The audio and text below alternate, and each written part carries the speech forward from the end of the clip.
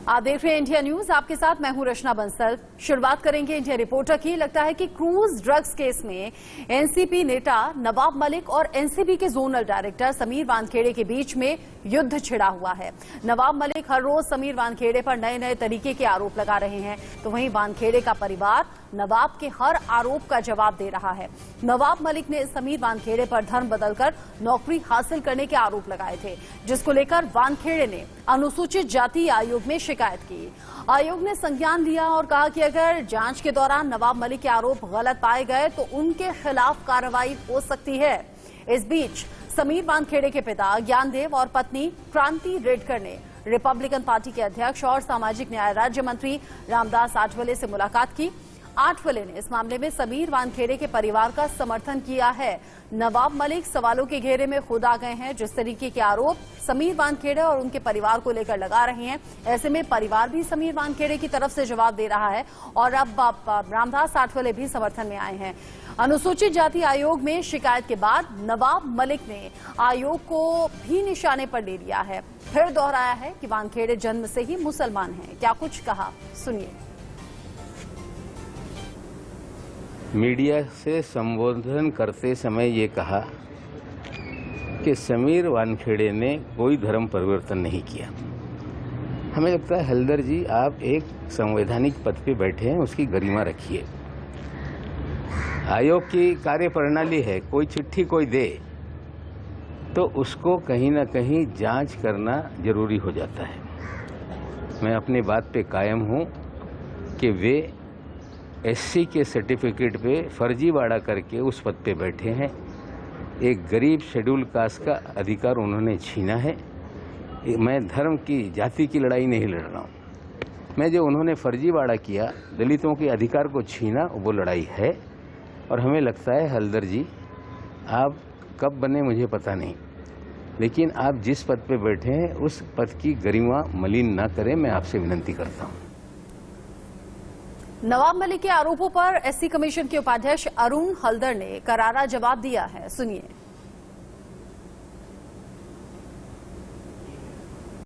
मैं हूं राहुल गौतम और आप देख रहे हैं इंडिया न्यूज। समीर वानखेड़े जो कि एनसीबी के जोनल ऑफिसर हैं, काफी दिनों से विवाद में चल रहे हैं। उनसे कल अरुण हल्दर जो कि वाइस चेयरपर्सन है national commission for schedule caste की, उन्होंने मुलाकात की थी। उसके बाद उन्होंने मीडिया में एक बयान जारी किया और कहा कि to the best of my knowledge वो एक शेड्यूल कास्ट कम्युनिटी से ही बिलोंग करते हैं।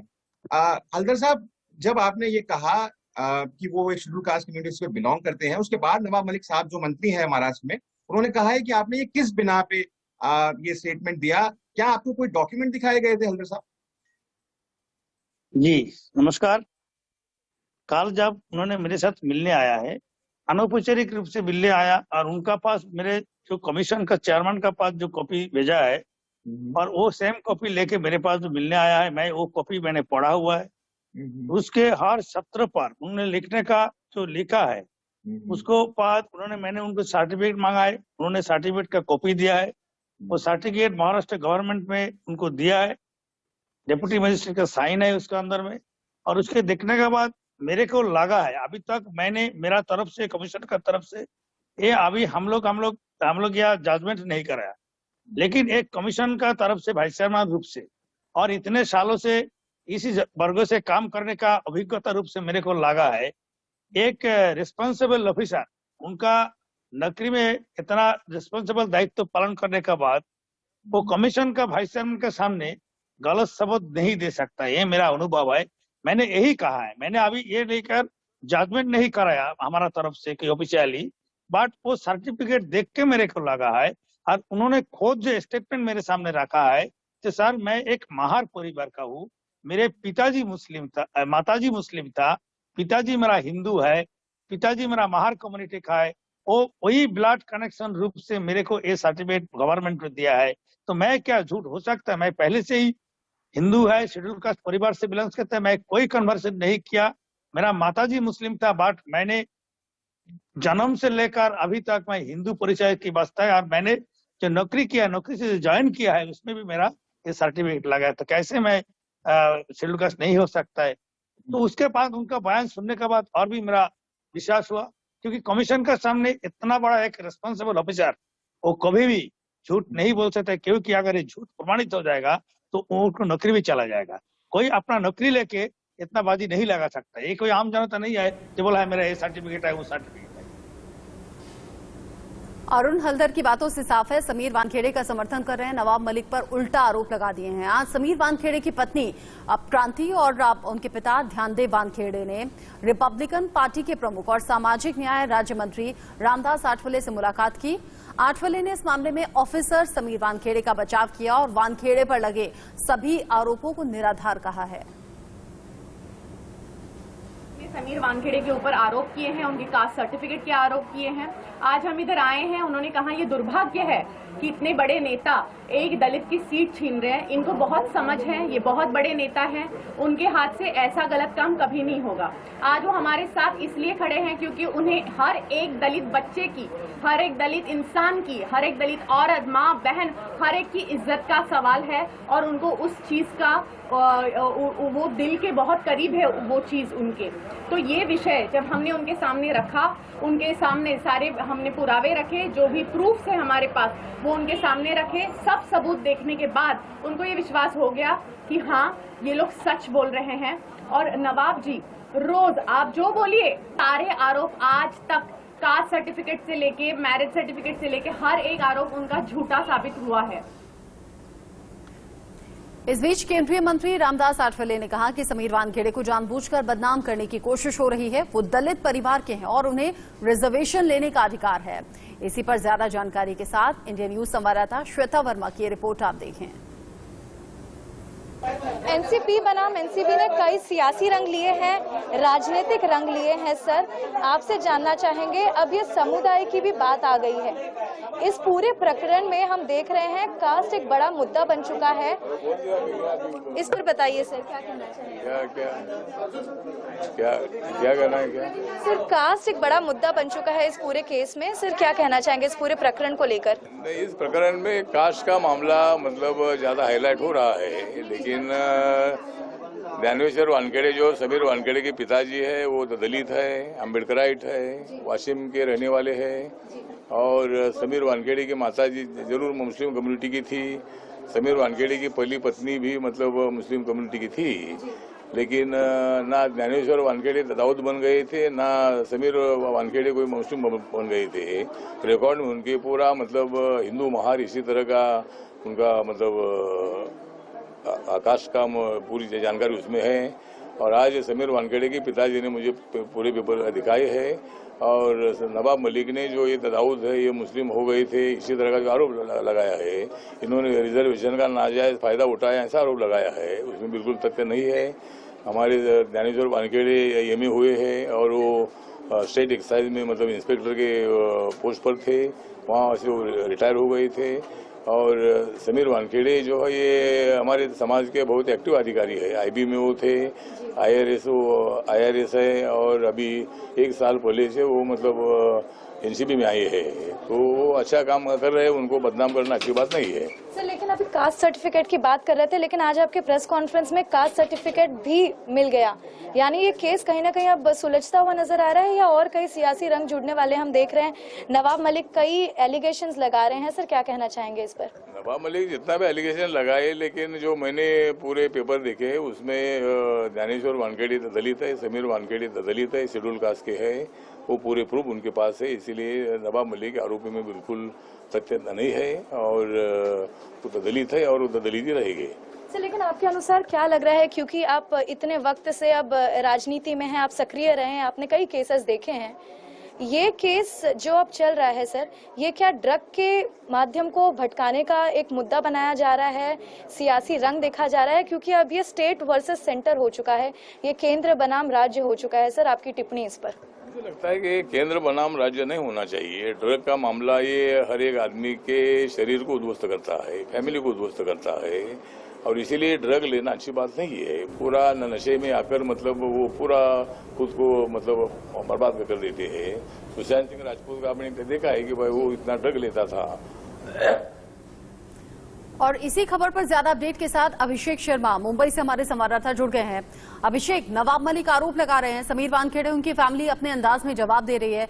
अब ये मसला सिर्फ एनसीबी और एनसीपी के बीच में नहीं है, तो सियासी मसला बनता हुआ नजर आ रहा है, सियासी लड़ाई नजर आ रही है।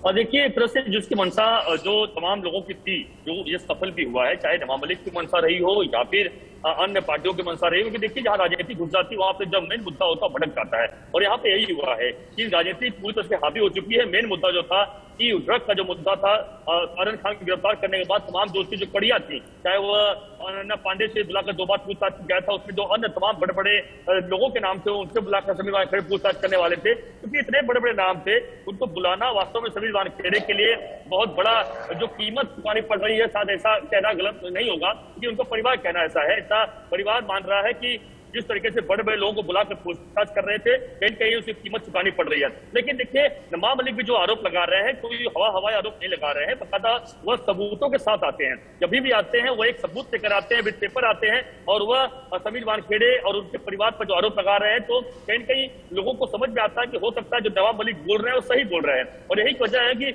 आज अब देखिए कि नेशनल शेड्यूल कास्ट कमेटी जो चेयरमैन है, उनका कहना कि वह दलित समाज से ही आते हैं जो समीर वानखेड़े, इस पर कहीं ये बात बड़ा खड़ा होता है कि बिना जांच किए कैसे रिपोर्ट दे दिया, ये सब सवाल नवाब मलिक ने किया हुआ है। तो नवाब मलिक देखिए हर रोज लगातार कहीं इस मामले को लेकर बहुत ज्यादा हमलावर है, और आने वाले समय में उन्होंने कहा कि समीर वानखेड़े का उनके पास बहुत सारे सबूत हैं और उस सबूतों को एक एक करके सामने लाने वाले हैं। तो इसलिए यह साफ है कि जो केंद्र सरकार वर्सेज महाराष्ट्र सरकार कहें या फिर एनसीपी वर्सेज समीर वानखेड़े हो चुका है। शुक्रिया अभिषेक, इस अपडेट को हम तक पहुंचाने के लिए। सही कहा अभिषेक ने कि एनसीपी वर्सेस एनसीपी नजर आ रहा है, और अब रामदास आठवले अब सामने इसमें शामिल हो गए हैं, समीर वानखेड़े को समर्थन देते हुए नजर आ रहे हैं। सियासी ये पूरा मसला हो गया है। आगे बढ़ते हुए मुंबई के चर्चित क्रूज ड्रग्स केस की हम बात कर लेते हैं। इसी केस से जुड़ा हुआ हालांकि समीर वानखेड़े की यह खबर थी। इस केस में बॉलीवुड के बादशाह शाहरुख खान के बेटे आर्यन के साथ अरबाज मर्चेंट और मुनमुन धमेचा को भी नारकोटिक्स कंट्रोल ब्यूरो जो कि गिरफ्तार कर चुकी थी। आज मुनमुन धमेचा और अरबाज मर्चेंट की रिहाई हो रही है। मुनमुन धमेचा की रिहाई की तस्वीरें आप देख रहे हैं। 29 दिन से जेल में लंबा वक्त कह सकते हैं, करीब करीब 1 महीना गुजारा, और अब अरबाज मर्चेंट को भी बेल मिल गई है। रिहाई आज दोनों की ही। इससे पहले आर्यन खान जेल से रिहा हो चुके हैं। मैंने कहा तो यही है कि आप सर पे किसी की बंदूक रख देंगे, कोई कुछ भी एडमिशन कर देगा, but that can not be taken as an evidence. लोग कहते हैं चलो जान छुड़ाओ, क्या लैब में आप गए थे? क्या वो लैब में गए थे कि उन्होंने चेक करे कौन सा सब्सटेंस क्या है और किसने डाला? ये तो कह सकता है भाई, at the end of the day you have to make a statement which can be retracted the same day itself. और आगे बढ़ते हुए बड़ी खबर, मुंबई के पूर्व सीपी परमवीर सिंह से जुड़ा यह बड़ा अपडेट आप जान लीजिए। कांग्रेस नेता संजय निरुपम ने बड़ा दावा किया है, कहा है कि परमवीर सिंह इस वक्त बेल्जियम में हैं। संजय निरुपम ये भी पूछ रहे हैं, ट्वीट करके सवाल उठाया है, कहा है कि कैसे बेल्जियम पहुंचे परमवीर सिंह, आखिर किसकी मदद इस पूरे केस में परमवीर सिंह को मिली है। जबरन उगाही मामले में मई से लापता है परमवीर सिंह। पूर्व पुलिस कमिश्नर परमवीर सिंह को लेकर अब संजय निरुपम ने ये बड़ा दावा किया है और कह रहे हैं कि बेल्जियम में है परमवीर सिंह, लेकिन पहुंचे कैसे, ये जानकारी सामने आनी चाहिए।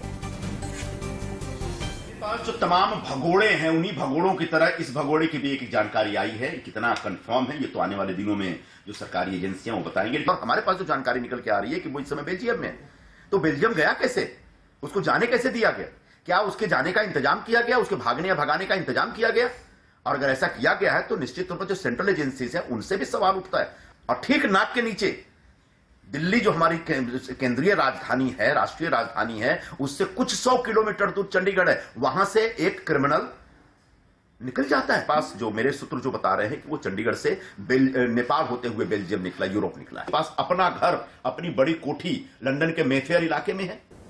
इसके पूर्व कमिश्नर परमवीर सिंह लापता हैं, उनका कुछ पता नहीं चल रहा, लगातार एजेंसियां उनकी तलाश कर रही है।